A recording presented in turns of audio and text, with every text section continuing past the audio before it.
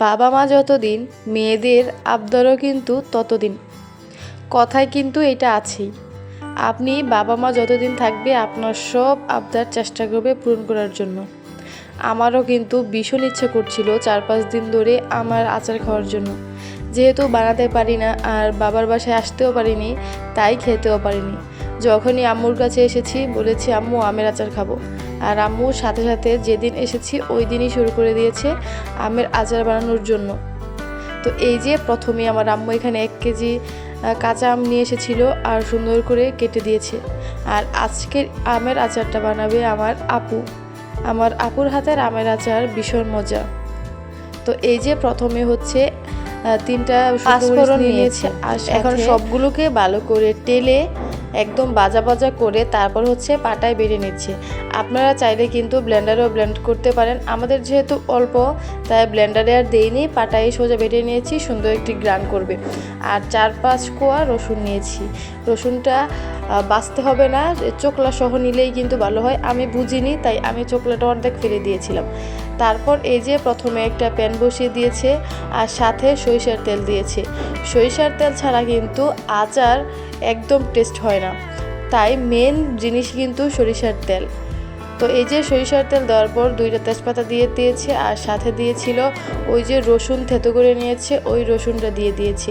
আর সাথে অল্প পরিমাণ যে পাঁচফোড়নের গুঁড়োটা করে রেখেছিল অল্প একটু এখানে দিয়ে দিয়েছে, আর অর্ধেক কিন্তু রেখে দিয়েছে পরবর্তীতে দেওয়ার জন্য।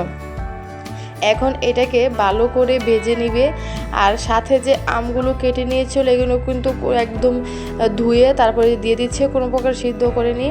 আর এখন এই তেলের সাথে এই আমগুলো ভালো করে ভাজা ভাজা করবে।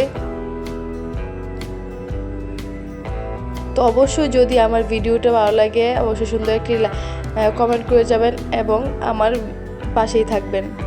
তো এই যে তারপর হচ্ছে আস্তে আস্তে নাড়াচাড়া করে নিচ্ছে আর সাথে অল্প পরিমাণে একটু লবণ দিয়ে দিয়েছে। আর এখন এটাকে আস্তে আস্তে কিন্তু ভেজে নিবে। আর আমার মনে হয় আমার কাঁচা আমের থেকে আমের আচারটা খেতেই ভীষণ মজা লাগে। কাঁচা আম আমি তেমন একটা খেতে পারি না, কিন্তু আমের আচারটা ভীষণ পছন্দ। তারপর এই যে এখানে একটু হলুদ গুঁড়ো দিয়ে দিয়েছি, সাথে কিন্তু গুড় দিয়ে দিয়েছিল। আপনারা চাইলে কিন্তু চিনি দিয়েও করতে পারবেন, তবে আমার কাছে গুড় দিয়েই বেশি মজা লাগে। আর এটা ছিল খেজুরের রস। তো এই যে এখন যেহেতু 1 কেজি আম খুবই অল্প পরিমাণের, তো এখানে হাফ লিটারের মতো হয়তো বা রস দিয়ে দিয়েছে। আর এখন এটাকে ভালো করে নাড়াচাড়া করে নেবে। এই রসের মধ্যেই কিন্তু আমটা সিদ্ধ হয়ে যাবে, কোনো ধরনের পানি বা আগে থেকে কোনো ধরনের সিদ্ধ কিন্তু করতে হবে না। এই যে আস্তে আস্তে কিন্তু হচ্ছে। আর চুলা কিন্তু একদম হাই হিটে রেখেছে, কারণ আম খুব তাড়াতাড়ি কিন্তু নরম হয়ে গিয়েছে। এখন কিন্তু প্রায় অর্ধেক নরমের দিকে হয়ে গিয়েছে। আর এই যে দেখুন আমের আচারের ফাইনাল লুক, খেতে কিন্তু ভীষণ মজা হয়েছে আর দেখতেও কিন্তু খুব বেশি সুন্দর হয়েছে। অবশ্যই সবাই বাসায় একদিন ট্রাই করবেন আর খেতেও